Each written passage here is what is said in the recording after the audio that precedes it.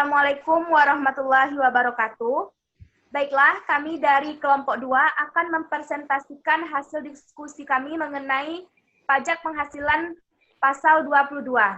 Nah, di sini saya sebagai moderator, perkenalkan nama saya Tika Jenita, dan selanjutnya rekan anggota saya yaitu Vina Khairunisa. Baiklah, perkenalkan nama saya Vina Khairunisa, NIM 18053142. Selanjutnya kepada Mairesa Gusana. Perkenalkan nama saya Mairesa Gusana, NIM 18053074. Dan yang terakhir kepada Dianita Dwi Putri. Perkenalkan nama saya Dianita Dwi Putri, NIM 18053067.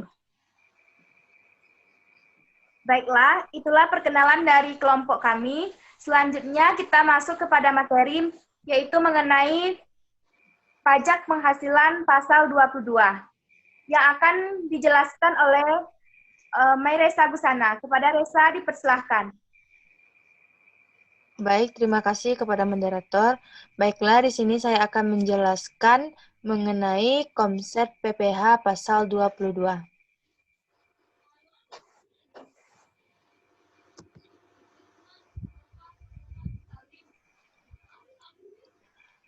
Di dalam buku resmi 2011 halaman 271 menyatakan pajak penghasilan PPh pasal 22 merupakan pembayaran pajak penghasilan dalam tahun berjalan yang dipungut oleh bendaharawan pemerintah baik pusat maupun daerah, instansi atau lembaga pemerintah, dan lembaga-lembaga negara lainnya sehubungan dengan pembayaran atau penyerahan barang atau badan-badan tertentu, baik badan pemerintah maupun swasta, berkenaan dengan kegiatan di bidang impor atau kegiatan usaha di bidang lainnya.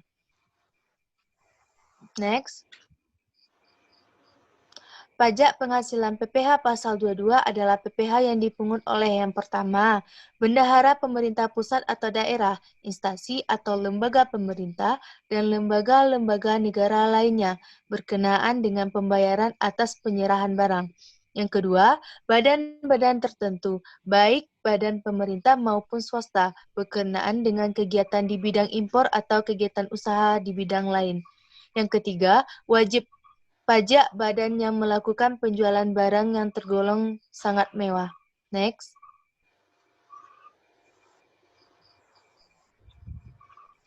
Berdasarkan Peraturan Menteri Keuangan Nomor 16-PMK.010-2016, pemungut PPh pasal 22 yaitu yang pertama, Bank Devisa dan Direktorat Jenderal Bea dan Cukai (DJBC) atas impor barang. Yang kedua, Direktorat Jenderal Pembendaharaan DJBP PB, bendahara pemerintah pusat atau daerah yang melakukan pembayaran atas pembelian barang.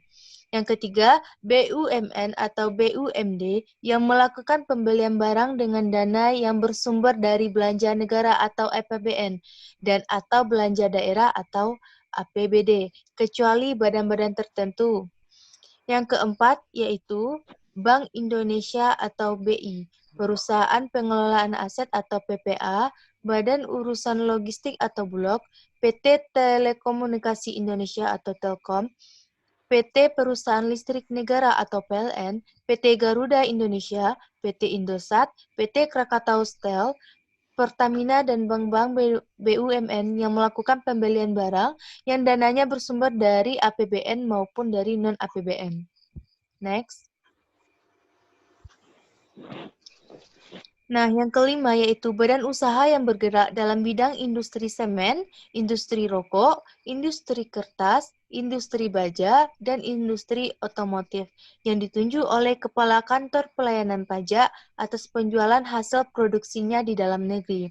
Yang keenam, produsen atau importir bahan bakar minyak, gas, dan pelumas atau penjualan bahan bakar minyak, gas, dan pelumas. Yang ketujuh, industri dan eksportir yang bergerak dalam sektor perhutanan, perkebunan, pertanian, dan perikanan yang ditunjuk oleh Direktorat Jenderal Pajak atas pembelian bahan-bahan untuk keperluan industri atau ekspor mereka dari pedagang pengumpul. Nah, yang ke-8 yaitu wajib pajak badan yang melakukan penjualan barang yang tergolong sangat mewah. Next.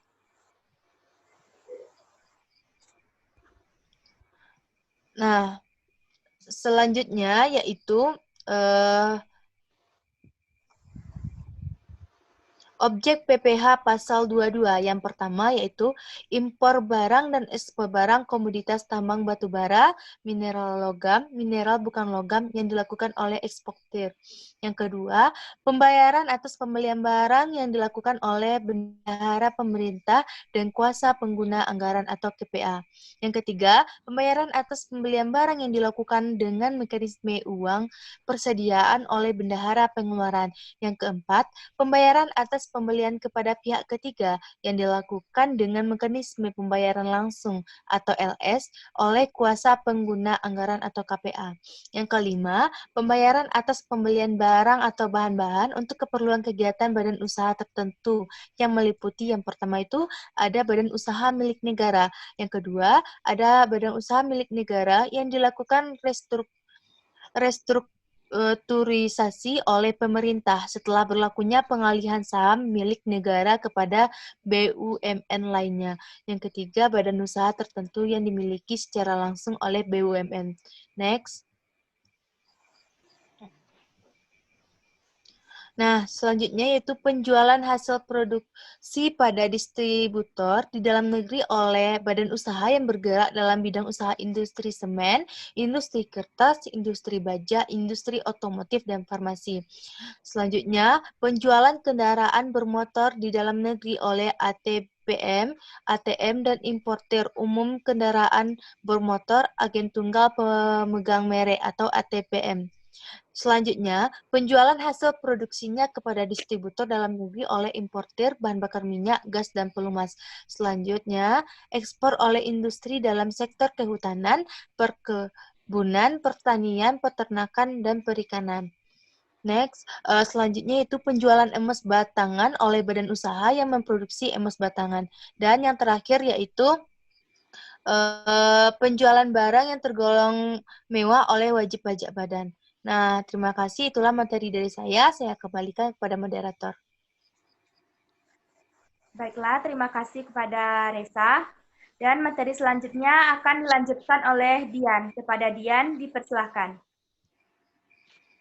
Baiklah, di sini saya akan menjelaskan tentang perhitungan PPh pasal 22 atas pembelian barang yang dibiayai dengan APBN atau APBD. Yang pertama yaitu PPh pasal 22 yang dipungut atas pembelian barang sebesar 1,5% dari harga pembelian pada setiap pelaksanaan pembayaran langsung oleh KPPN atau bendahara atas penyerahan barang oleh wajib pajak. Yang kedua yaitu PPh pasal 22 yang pemungutannya dilakukan oleh Direktorat Jenderal Anggaran, bendaharawan pemerintah baik di tingkat pemerintah pusat maupun tingkat pemerintah daerah yang melakukan pembayaran atas pembelian barang. Badan usaha milik negara dan badan usaha milik daerah. Selanjutnya yaitu penyetoran yang dilakukan ke bank persepsi atau kantor pos dan giro, atau pemungutan langsung oleh KPPN dengan menggunakan SSP yang telah diisi oleh dan atas nama rekanan serta ditandatangani oleh pemungut. Selanjutnya yaitu dalam hal rekanan belum mempunyai NPWP, maka kolom NPWP pada surat rektoral pajak SSP. Next. Kemudian tarif pajak PPh pasal 22. Yang pertama yaitu atas impor, yang menggunakan angka pengenal importir sebesar 2,5% dari nilai impor. Yang kedua yaitu tidak menggunakan API sebesar 7,5% dari nilai impor. Yang ketiga yaitu yang tidak dikuasai sebesar 7,5% dari harga jual lelang. Kemudian tarif PPh pasal 22 yang kedua yaitu atas pembelian barang yang dilakukan oleh DJPB bendahara pemerintah, BUMN atau BUMD sebesar 1,5% dari harga pemilikan yang tidak termasuk PPN dan tidak final. Yang ketiga yaitu atas penjualan hasil produksi ditetapkan berdasarkan keputusan Direktur Jenderal Pajak, yaitu kertas sebesar 0,1% dikali DPP PPN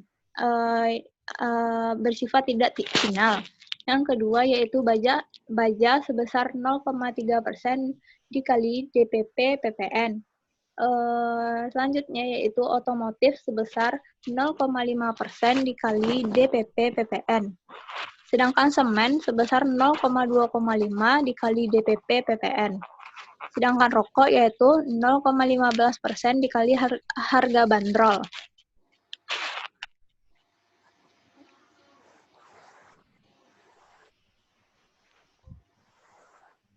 Next. Atas penjualan hasil produksi atau penyerahan barang oleh produsen atau importir bahan bakar minyak, gas, dan pelumas adalah sebagai berikut, yaitu pungutan PPh pasal 22 kepada penyalur agen bersifat final, selain penyalur atau agen bersifat tidak final. Yang kedua yaitu atas pembelian bahan-bahan untuk keperluan industri atau ekspor dari pedagang pengumpul ditetapkan sebesar 2,5% dari harga pembelian tidak termasuk PPN. Yang ketiga, atas impor kedelai, gandum, dan tepung terigu oleh importer yang menggunakan API sebagaimana yang dimaksud pada angka 1. Pada angka 1 huruf A sebesar 0,5% dari nilai impor. Selanjutnya itu atas penjualan. Yang pertama, pesawat udara pribadi dengan harga jual lebih dari 20 miliar. Yang kedua, kapal pesiar dan sejenisnya dengan harga lebih dari 10 miliar. Sedangkan rumah beserta tanahnya dengan harga jual pengalihan lebih dari 10 miliar. Apartemen dan kondominium dan sejenisnya dengan harga jual atau pengalihan lebih dari 10 miliar dan luas bangunan lebih dari 400 meter persegi. Baiklah, hanya itu materi saya kembalikan ke moderator. Baiklah, terima kasih kepada Dian. Selanjutnya akan dilanjutkan oleh Vina Khairunisa. Kepada Vina, dipersilahkan. Baiklah, terima kasih kepada moderator. Baiklah, saya akan menerangkan tata cara pemungutan dan penyetoran PPh pasal 22. Yang pertama yaitu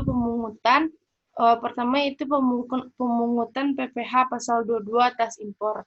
Dilaksanakan dengan cara penyetoran oleh importir yang bersangkutan atau Direktorat Jenderal Bea Cukai ke kas negara melalui kantor pos, bank dividen, atau bank yang ditunjuk oleh Menteri Keuangan. Penyetoran pajak menggunakan surat setoran pajak yang berlaku sebagai bukti pemungutan pajak. Yang kedua yaitu pemungutan PPh pasal 22 oleh pemungutan pajak bendahara pemerintahan kuasa pengguna anggaran atau yang disebut dengan KPA. Bendahara pengeluaran pejabat penerbitan surat pemerintah membayar atas delegasi KPA. Wajib disetor, penyetorannya wajib disetor oleh pemungut ke kas negara melalui kantor pos, devisa, atau bank yang sudah ditunjuk oleh Menteri Keuangan, menggunakan surat setoran pajak yang telah diisi atas nama rekan serta ditandatangani oleh pemungut pajak. Surat setoran pajak berlaku sebagai pemungut pajak. Yang ketiga, pemungutan PPh pasal 22 oleh pemungut pajak. Badan usaha milik negara tertentu, PT Pertamina, PT PLN, dan PT lain-lain, dan bank-bank BUMN. Yang kedua, badan usaha yang bergerak dalam industri semen, kertas, otomotif, baja, dan farmasi. Yang ketiga, agen tunggal pemegang merek ATPM, agen pemegang merek APM, dan importir umum kendaraan bermotor. Produsen dan importir bahan baku minyak, bahan bakar gas, dan pelumas. Industri yang di perkebunan, pertanian, peternakan, dan perikanan. Sedangkan penyusunannya wajib disetor oleh pemungut ke kas negara melalui kantor pos, bank devisa, atau bank yang sudah ditunjuk oleh Menteri Keuangan. Menggunakan surat setoran pajak, pemungutan pajak wajib menerbitkan bukti pemungutan pajak rangkap 3 lembar. Pertama untuk wajib pajak, lembar kedua untuk KPP sebagai lampiran SPT, yang ketiga lembar sebagai arsip pemungut yang bersangkutan. Baik, selanjutnya yaitu cara menghitung PPh pasal 22. PPh pasal 22 dihitung dengan mengalihkan tarif dan dasar pengenaan pajak. Dasar pengenaan pajak dalam PPh 22 meliputi nilai impor, nilai ekspor, dan harga beli atas pembelian barang oleh instansi tertentu, atau harga jual atas penjualan hasil produksi oleh usaha bidang tertentu. Nah, yang pertama objek pajaknya impor barang. Barang tertentu lampiran 1 PMK nomor 17 tahun 2005, tarifnya yang dikenai 10%, dasar pengenaannya nilai impor. Maka PPh pasal 22-nya 10% dikali nilai impor. Yang kedua, barang tertentu lainnya, lampiran 2 PMK nomor 107 tahun 2005, maka tarifnya dikenakan 7,5%, dasar pengenaannya nilai impor, maka PPh pasal 22-nya 10% kali nilai impor. Selain huruf A dan B, dikenai tarif 2,5% nilai impor. PPh pasal 22-nya 2,5% nilai impor. Yang keempat, kedelai, gandum, tepung terigu 0,5%. Dasar pengenaannya nilai impor, maka PPh pasal 22-nya yaitu 0,25 dikali nilai impor. Selain huruf A, B, dan C tidak mempunyai API, maka tarifnya dikenai 7,5% dan dasar pengenaannya nilai impor. Maka PPh pasal 22-nya adalah 7,5% dikali nilai impor. Dan barang yang tidak dikuasai kenai tarif 7,5%, harga jual lelangnya 10%, harga lelangnya 7,5% dikali nilai impor. Nah, yang kedua yaitu ekspor komoditas tambang, mineral logam yang dilakukan eksportir akan dikenai tarif 1,5% dan dasar pengenaannya adalah nilai ekspor, maka 1,5% dikali nilai ekspor itulah PPh pasal 22-nya. Selanjutnya, pembelian barang oleh bendahara pemerintahan dan KPA dikenai tarif 1,5% dengan dasar pengenaan harga pembelian tidak termasuk PPN, maka PPh pasal 22-nya adalah 1,5% dikali harga beli. Nah, yang keempat, pembelian barang yang dilakukan oleh mekanisme uang persediaan atau UP oleh bendahara pengeluaran dikenai tarif 1,5% dan dasar penggunaannya adalah harga pembelian tidak termasuk PPN. Maka PPh pasal 22-nya adalah 1,5% dikali harga beli. Nah, seperti itulah bentuk-bentuk dari objek-objek pajak yang dikenai ketika PPh pasal 22 sampai nomor 13, yaitu penjualan barang tergolong sangat mewah oleh wajib pajak yang melakukannya. Seharga tarifnya 5% dan dasar pengenaannya adalah harga barang. Dan PPh pasal 22-nya yaitu 5% dikali harga barang. Nah, sekian yang dapat saya sampaikan. Saya kembalikan moderator. Terima kasih kepada Vina. Dan selanjutnya mengenai contoh soal dari pajak penghasilan pasal 22 akan saya jelaskan sendiri. Yang pertama yaitu perhitungan PPh pasal 22 atas pembelian barang oleh instansi pemerintahan. Kasusnya yaitu PT DTC berkedudukan di Jakarta menjadi pemasok alat-alat tulis kantor bagi Dinas Pendidikan Kota Tangerang Selatan. Pada tanggal 1 Oktober 2015, PT DTC melakukan penyerahan barang kena pajak dengan nilai kontrak sebesar 11 juta rupiah. Nilai ini sudah termasuk PPN. Maka berapakah pajak penghasilan pasal 22 yang dipungut oleh Dinas Pendidikan Kota Tangerang Selatan? Nah, jawabannya, nilai kontrak termasuk PPh sebesar 11 juta, DPP 100 per 110 dikali 11 juta sama dengan 10 juta. Yang ketiga yaitu PPN dipungut 10% dari DPP, yaitu sebesar 1 juta, dan PPh pasal 22 yang dipungut sebesar 1,5% dikali 10 juta sama dengan 150.000. Next. Jadi, besarnya PPh pasal 22 yang dipungut oleh Dinas Pendidikan Kota Tangerang Selatan sebesar Rp150.000. PPh pasal 22 sama dengan 1,5% dikali harga pembelian tidak termasuk PPN. Atas pembelian barang yang dananya berasal dari belanja negara atau belanja daerah yang dikecualikan dari pemungutan PPh pasal 22 adalah yang pertama yaitu pembayaran atas penyerahan barang, bukan merupakan jumlah yang dipecah-pecah yang meliputi jumlah kurang dari 1 juta rupiah. Yang kedua yaitu pembayaran untuk pembelian bahan bakar minyak, listrik, gas, air minum atau PDAM, dan benda-benda pos. Yang ketiga yaitu pembayaran atau pencairan dana jaring pengaman sosial atau GPS oleh kantor perbendaharaan dan kas negara. Nah, contoh yang kedua yaitu mengenai perhitungan pajak penghasilan pasal 22 atas penjualan hasil produksi industri tertentu. Kasusnya yang pertama yaitu pada bulan Agustus, PT Semen Sentosa menjual hasil produknya kepada PT Indah Bahagia senilai 825 juta rupiah. Harga tersebut sudah termasuk PPN sebesar 10%. Pada bulan April, PT Gerhana yang bergerak dalam industri kertas menjual hasil produksinya senilai 550 juta kepada PT Halilintar. Harga tersebut sudah termasuk PPN sebesar 10%.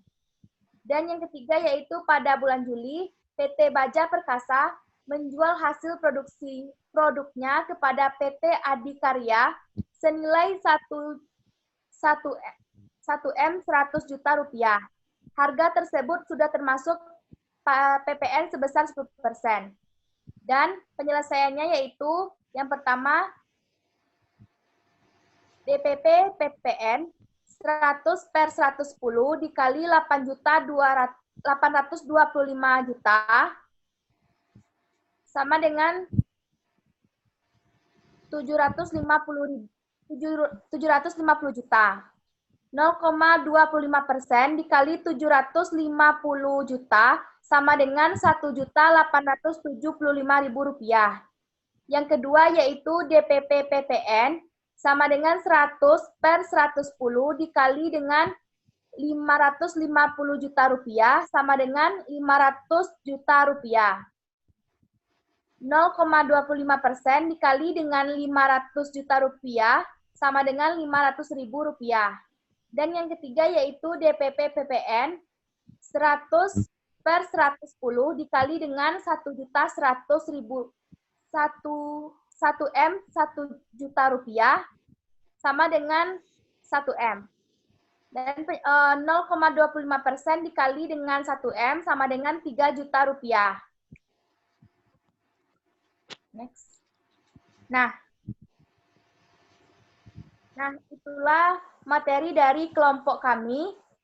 Terlebih dan terkurang kami mohon maaf. Kami sudahi dengan billahi taufiq wal hidayah. Wassalamualaikum warahmatullahi wabarakatuh.